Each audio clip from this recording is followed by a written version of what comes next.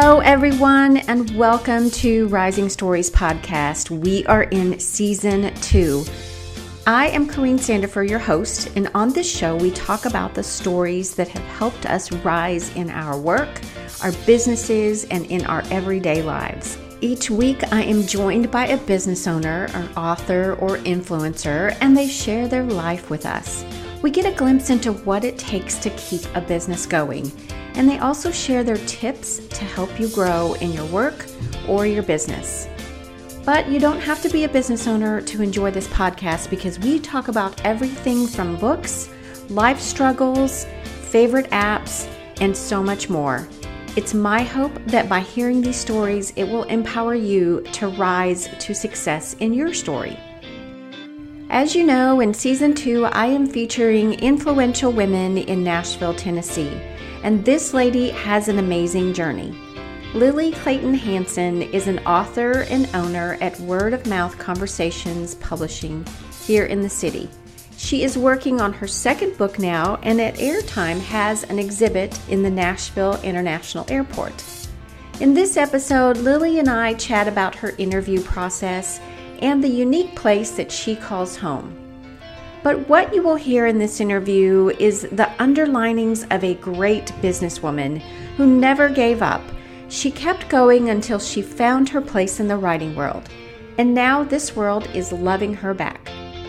I can't wait for you to hear her story, but before we begin, I want to tell you that today's podcast is brought to you by Amazon. I now have a place to call my own right on the Amazon site, and it is filled with all the things that I love and use. If you are looking for an office chair or anything to do with decorating your office, look no further. Just pop over to www.amazon.com/shop/Corinne Sandifer to find functional and affordable things for your home office. And now here is my conversation with Lily Hansen. Hi, Lily. Hello. Thanks so much for letting me come to your cute little apartment. It's not really little. It's actually big. We're here now. You have the best view of Nashville I have ever seen. Literally in the city. Yeah. I mean, you're seeing everything. Like I see the walking bridge, the stadium, the Batman, like a full-on great view of the Batman building. I mean, it's... You forgot about the fabulous parking lot. Oh. Yeah. I'm very lucky to live at the Ryman Artists Lofts, which I've lived here for the last almost 5 years, and it's just my sanctuary. And you were telling me that it's filled with artists. You said artist lofts. Yeah, so it's a pretty competitive place to get into. They have these, all around the country, but it's subsidized by the government, and it's all artists. So painters, poets, dancers, writers like myself. That is really neat. It reminds me of, what is it called? Midnight in Paris, and all of the artists are, getting together, and they all have different genres, but they're just like hanging out. Just, it seems like so Renaissance, very, very, cool that do y'all party together? Y'all hang out? Yeah, it's like Renoir and Matisse meets like Melrose Place, I would say. So okay. We always joke about that. Yeah, it is kind of like that. Yeah, that's fun. Do y'all have a pool? We don't have a pool. No, that would really be like Beverly Hills 90210. That would. But we have a great little green area outside and some barbecues, and we all just kind of party and hang out together. Yeah. So everyone's good buds. That is really nice. I love it. So, Lily, tell me more about who you are and what you do. Sure. So, I am a author, and I also recently just launched my first and only publishing house called Word of Mouth Conversations Publishing. So, my my ongoing enterprise, as I like to call it, is all based around this brand that I built, which is black and white portrait photography and Q&A interviews. So my background is in journalism. I started off in my native city, Chicago, doing arts and entertainment journalism. And what I realized when I was about 25 and I had just moved to Nashville was that I love interviews. I didn't necessarily love sitting down and actually writing the piece, but I loved talking to the person and learning about their life and doing exactly what we're doing right now, which is connecting, Yeah. face to face through conversation. So I was also oddly at this point where I was either sick of my freelance writing work or I wasn't getting as much as I used to. So I had this kind of period where I thought, well, what do I really want to do? And so I sat down one day at my kitchen table and I wrote down a list of about 20 people, anyone from musician Derek Hoke, who was my first interview, to sculptor Buddy Jackson, to fashion designer Amanda Valentine, and said, wow, I want to talk to these people. And not only do I feel like I need to learn their stories, but I also wanted to learn about Nashville because I had just moved here from Chicago and knew nothing about the city. So in essence, over the course of 2.5 years, I compiled all of these interviews. I worked with 4 amazing portrait photographers, Andrea Behrens, Danielle Atkins, Joshua Black-Wilkins, and Brett Warren. And we had this collection of Q&A interviews and portraits, eventually found a publisher, and everything's kind of spiraled from there. And so your book is called Word of Mouth, Nashville Conversations, and I'm holding it right now. It's so cool. And you're going to re-release it soon. Is this copy already on Amazon? Yes, so that book's been out for 2.5 years, and it was fairly successful regionally. I'm releasing my second book in March, and so that's going to be called Word of Mouth, More Conversations, and again, it's more interviews. I worked with a different photographer this time named Ron Manville, so the different spin is that it's a whole new cast of characters. I think this time I focused more on the leaders in Nashville. So, for example, Mayor Barry, Alan Valentine, the CEO of the Nashville Symphony, Bob Bernstein, who owns Bongo Productions, which was the first big coffee company in Nashville. And I also worked with a photographer who did more environmental portraits. So the first book is more like gritty in your face, like, you really feel like you're talking to this person. This project shows off more of their space, which I think is very much like my loft we're sitting in now, indicative of who we are. Yes. Yeah.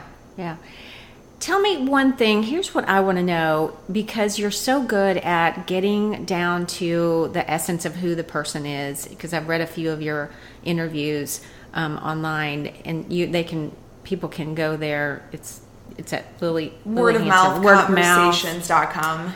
How do you get that? Because I struggle too. It's like, how do you get into that mode where you feel making the person feel comfortable and you're comfortable enough to really kind of start getting into that great interview feel mojo? Yeah, I thought about this a lot recently because I lived in London for 3 months this summer, and I was very fortunate. I interviewed some pretty high up there in their industries, famous people. And I do lots of research, like I interviewed the #1 biographer in the UK this summer. I probably spent about a week researching him, reading his books. I think very deeply about what they do and how I can talk to them, on a more layered, sort of nuanced, way about their career and their craft. I mean, because, I like to get behind people's philosophy about their particular profession. And then honestly, I'm really big into self-care. So generally, if I have a big interview, like I'm thinking of this gentleman, Robert Lacey, that I interviewed, I was exceptionally nervous. And, I'll take the whole morning just to kind of like get myself in the game, because that's 99% of it. I mean, I can go in with the best questions in the world and knowing every single detail about their life, but if I'm a nervous wreck or I'm, not feeling good about myself that day or confident, then neither will they. So I think most of it comes down to me. I mean, because I'm really the one who's driving the conversation. Driving, yeah. Again, I guess I'm just referencing these interviews I did in the UK this summer because they're so fresh in my mind. But I interviewed one guy, and he's a very actually renowned psychoanalyst. And so I do know some stuff about psychology because I took a couple psychology classes in school. I'm not a psychoanalyst. I mean, this guy had studied what he did for 50 years. So wow. I, knew I couldn't compete with him in the knowledge department. And he was, I would say, and I say this with love because he's a great guy and we've become friends, but a little pretentious. And so I thought, well, what can I relate to with what he does? I always try to find that common link even before I step over their foyer. And so I thought, we both talk to people and we both spin stories. I mean, psychoanalysis is, the art of storytelling, just like writing is. And so once I threw that kind of hook, and it was funny because he was sitting across the room and it was kind of awkward, he bit. And we had, we got on like gangbusters. But I think you have to find, there's always something that can connect you with someone. And if you can't find it, you're just not looking hard enough. That's really good advice for me as I'm interviewing more and more people. So I've listened to your interviews. You know what you're doing. You're probably just overthinking it at times. Well, thank you so much. I appreciate that. What about, I think you mentioned it earlier, you said that you really love just the interview process.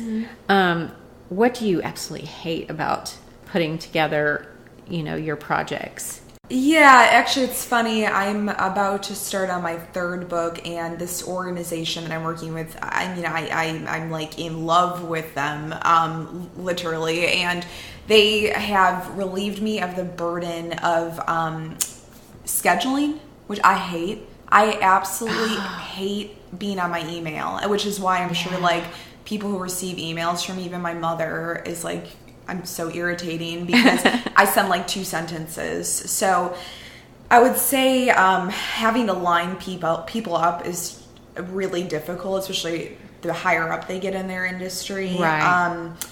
And I'm not crazy on chasing after people. I don't think I'm a great manager. I can do it and I'm very organized, but I like to work with people who are on their game. So if I tell them to do something, it's once, not like 500 times. And generally in the past, if I have to tell someone more than a couple of times, like that's the last time we'll work together.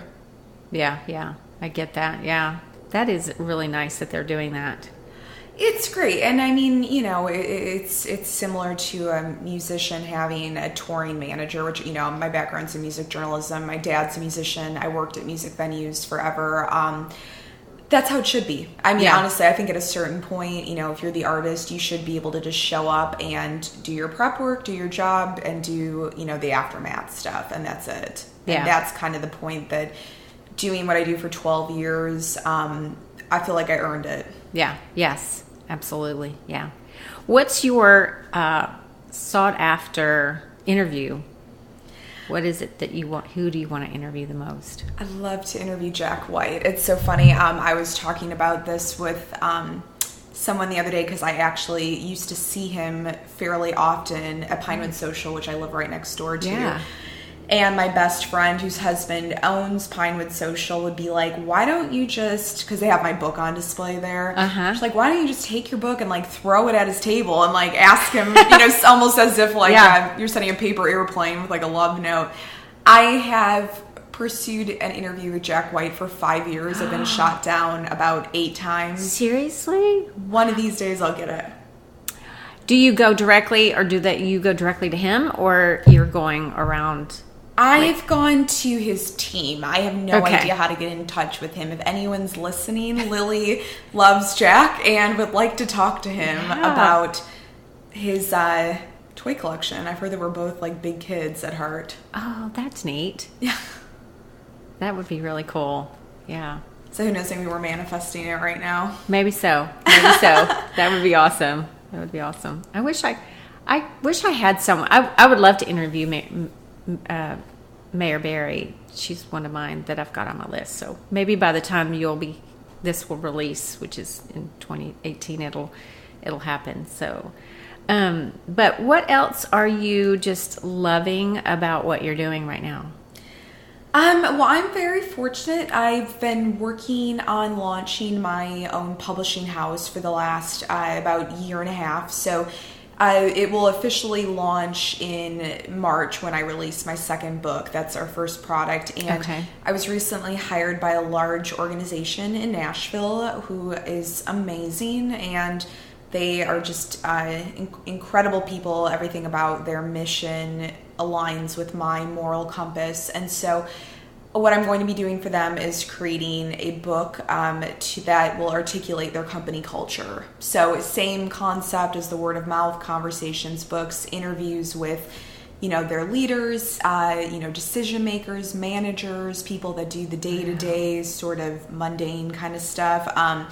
And treat real hardworking people like celebrities. And that's something I'm really passionate about. I mean, I'm a huge fan of Chicago-based interviewer Studs Terkel, who's now deceased. Of course, everyone I love is dead. But he is my greatest source of inspiration. And, his most famous book, which I'm actually rereading right now for like the millionth time, is called Working. And what he did was he went around for, years, and he talked to normal, everyday people about what they did. And my background being in celebrity journalism, celebrities are fine, famous people are great. Obviously, I just mentioned I'd like to talk to Jack White. I'd get stoked on that. But I like talking to real people. Yeah. And I want to celebrate them. I mean, and I think especially with these massive organizations, I've never had a desk job. I've never worked in an office, but I can imagine you maybe would feel like you'd get lost in the shuffle. And I really want to highlight the individuals. Yeah. I'm just so... that's exciting. It's very exciting. I mean, it's what's been getting me up at 5:30 in the morning every day. Yeah. Well, I'm about to cry because I'm thinking about what I do is similar and how I have seen a lot of my guests feel empowered. Just right after the interview, I just see their business just skyrocketing. I see them taking chances because, hey, they've been interviewed on a podcast and they just feel this empowerment that, like a validation. And so I have a feeling that's going to be exactly what happens when you interview, everyone. Well, probably the top will be like, kind of just straightening up their tie or their jacket and stuff. But maybe the, the low man on the totem pole will be like, wow, I just got interviewed and I'm going to be, in this book, and it's really cool. Yeah. Oh, yeah. No, I love it. I mean, I'm thinking about a friend of mine that I've known since I was, like 16 or something. I wrote his bio recently. That was always my bread and butter gig. I have written people's bios for the last 12 years. And so he's a real estate agent, and it was the same thing. It was an honor and a privilege to tell his story. And I know that he got a real, kick out of talking about his business and himself. And it's much more rewarding to speak to someone like that than some celebrity who's just doing it because their publicist told them to show up. Yeah, exactly. What is your favorite app that you just love to use? I'm big into Instagram. I love that. I love Pinterest. I feel like I love Pinterest. Yeah, I feel like I'm not naming anything that's like new and trendy, but Pinterest for me, I love because I'm super into fashion. I actually, one of my favorite things to do, I'm like such a nerd, but I'm such a big, like a cinephile. I love films. And so I like looking up, like scenes from films on there. Like, I just think that's really kind of fun. Do they have that? They do. Wow. Yeah. Like I looked up randomly one of my favorite movies, which is an indie movie no one's ever seen, but it's called Igby Goes Down recently. And I found like all these great like scenes from it. And so I find Pinterest really inspiring. And then my photographer, Frank Ishman, who I'm starting to pitch projects with, he's based in Chicago. He recently got me using Evernote, which I love. And he would like laugh at me because I'd like text him after I'd sent a note and I'd be like, I sent you a note. And he'd be like, duh. Like it sent me a notification. Yeah. But I'm funny. Like, thanks, Frank. I'm hooked on Evernote. I love Evernote because you can do something on your phone and it goes directly to the desktop. I mean, you can have it on your desktop and your phone. And I tell you what's really wild, and I've said this before, is that one time I had just been at a client, because I'm a business and life coach. I'd been at a client's, and I was doing notes on my Evernote app, and it just like immediately, like right after I was done with the note, it like named it and put like where I was, like the appointment. So it kind of synced with something that it knew that I was having an appointment with that person. Interesting. It's kind of weird. I was like, oh, okay. Well, it was like a nice little secretary. I didn't have to tell, it where I was and who the note was for. It's like doing dictation. Yeah. I was like, that's really cool. So what are you reading these days? You were saying you were reading a book. What's the name of it? I'm rereading my favorite book, which is called Working by Studs Terkel. So it's a tome he was known as one of the great oral historians of the 20th century. So he did rather similar to what I do, which is he'd interview someone and he would take himself out of the equation. So picture it's first person, someone talking for 5 to 20 pages about their craft, how they feel about it.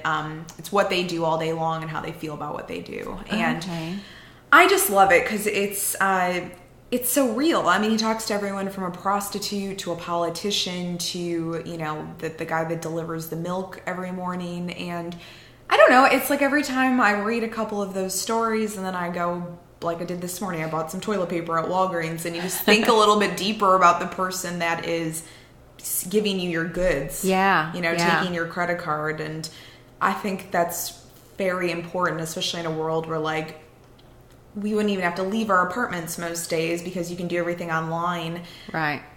I love connecting with strangers and really appreciating what they do every day to pay the bills.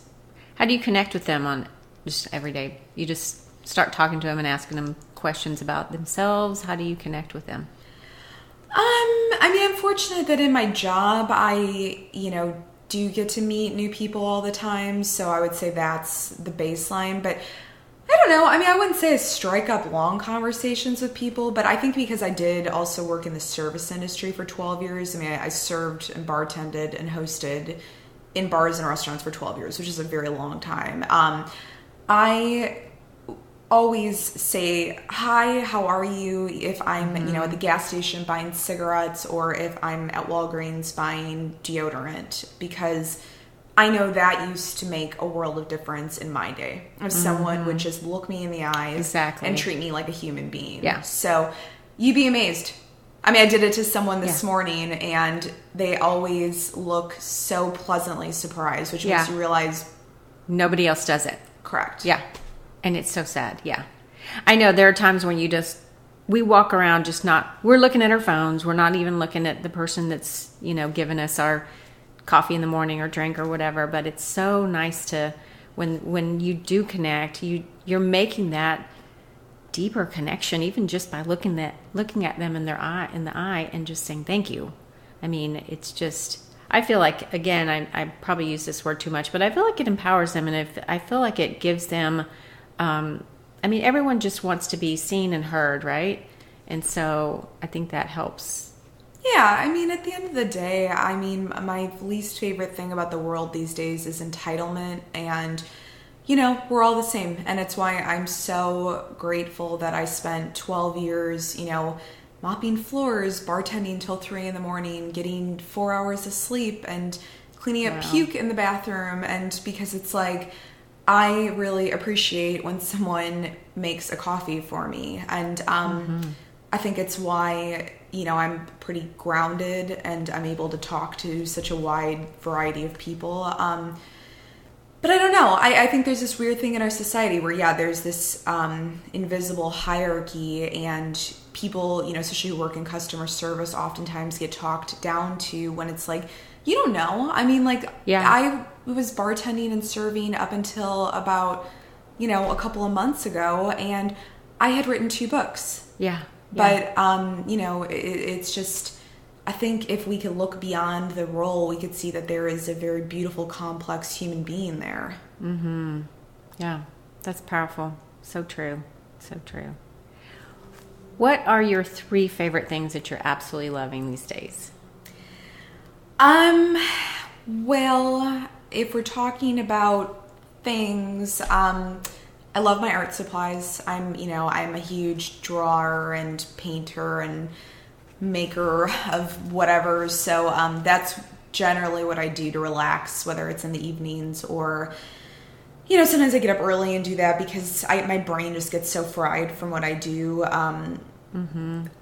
It's good for it. Let me think. I love traveling. I know that's not really a thing, but I'll say I love my passport. I mean, I was really lucky to live in the UK all summer, and I've lived in Paris and I've been able to travel a lot. And for me, I'd rather work my ass off for 3 months and then blow out of town for a month and go to a foreign country than, go out every weekend to a fancy restaurant. Yeah, that's a great life. Yeah. And then I love books. I'm a huge reader, and I'm kind of like a total nerd at heart. So generally on the weekends when everyone's like, what are you doing? Are you going out and partying? And I'm like, oh, I'm just, I'm sitting here reading like 5,000 books at a time. And I love learning. I mean, I wasn't really a great student. I was okay. And I wasn't like, I did not like school. I would never go back to college or get a master's or something. But I love to learn. Mm-hmm. Where'd you graduate from? University of Illinois at Chicago. Oh, okay. Yeah, so state school. Yeah. So were you born and raised there? In Chicago, yeah. In Chicago, yeah. What made you move to Nashville?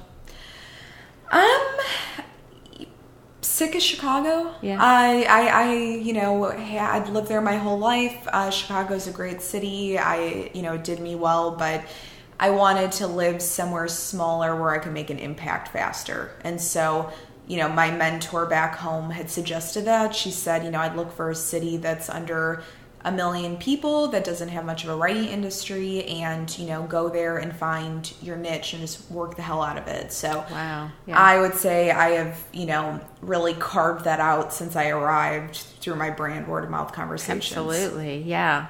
Was that the best business advice you ever got? The best business advice I ever got as an artist was to learn about business.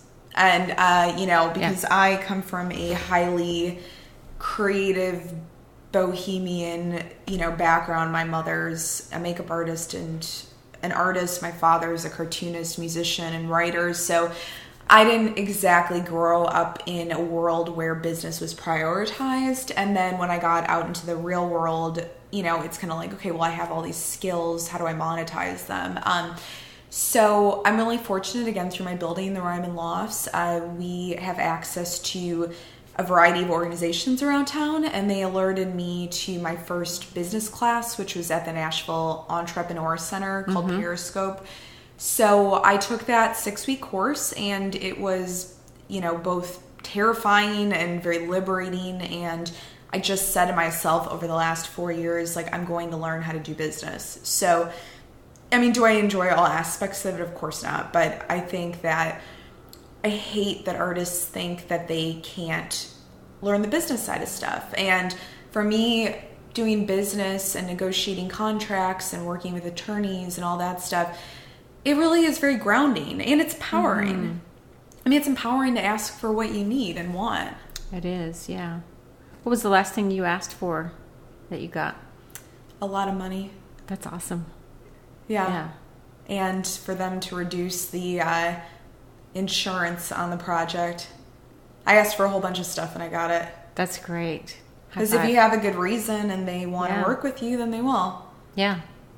I think getting that in that place, in that position where you can ask for that, and, them saying, not really blinking an eye with whatever you're, what you're wanting is success. I mean, that's awesome. Yeah, and it's done with gratitude. It's not done with like, I deserve this. But I mean, I think if you've put in the hours, I've definitely put in my 20,000 or whatever hours Malcolm Gladwell said. Maybe it's 10,000. I had a track record. I had great references, and they had good reasons to give me what I wanted. And what I asked for was not unreasonable. I'm not like a greedy person. And so, but I do think at a certain point, you say, okay, this is what I do. There's not a lot of other people doing this. I'm extremely valuable. And, if you don't want it, then bye. Yeah. Similar to like a romantic relationship. Yeah, absolutely. Know who you are, what you can give them, and it's valuable. And if they're valuing it, then they'll take it. Yeah, totally. Very good, yeah. So we're here in Nashville with this gorgeous view. What is your favorite, Nashville restaurant? My favorite Nashville restaurant is probably Pinewood Social. Really? I hang out there a lot. For me, I care less about, not that they don't have great food, their food is great, but I care less about food than I do about great service, because again, I worked as a bartender, server, and host for 12 years, so I expect really good service because I used to give it, and just a great ambiance. I like going somewhere where I feel super relaxed, and so I would say that is one of my favorite places. And then I'll give a shout out to Bakersfield, which is a taco and tequila bar where I worked for 3 years. Where is that? It's at the bottom of the Encore building.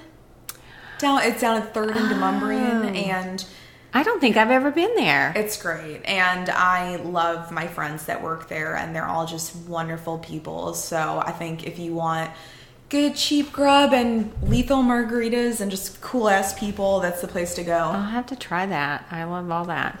Yeah, it's a thrilling place to live. It was funny when I was living in London this summer. I was sort of amazed, but then I wasn't, that every person I talked to, they were just, absolutely so excited to talk to me about what it was like to live in Nashville. Really? And these were very cool, interesting people at the top of their fields, living in London, one of the biggest cities in the world, but Nashville has an excellent reputation, and it's for a good reason. It's a great place to live.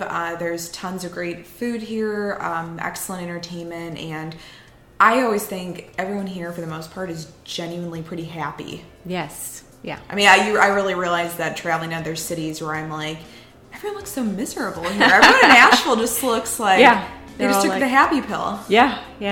I think so too. Yeah. Well, thanks so much. This has been fun getting to know you and hanging out in your loft. It's really cool. Thank you. Yeah, I'm very excited to have met. So. And your book comes out in March. So my second book, Word of Mouth, More Conversations, will be out in March, and I generally post on my blog, which is wordofmouthconversations.com, weekly. So right now I'm actually posting excerpts from my interviews I did in London this summer, which is kind of cool. So yeah, that's where people can follow my adventures. Awesome. Thanks again. Yeah, of course. Lily was such a great guest, and I have been enjoying her book, Word of Mouth. I know you will too, so I'm going to post a link so you can order your copy today. I also want to point you to her Instagram stories at Lily C. Hansen to see some glimpses of her loft apartment that is filled with her beautiful artwork. Today's show was sponsored by my Amazon store with the link provided in the show notes, and music is by Ben Sound at bensound.com. Please consider supporting Rising Stories podcast by purchasing books and products mentioned on the show with the links provided in the show notes. Thanks again for listening, and keep rising in your story.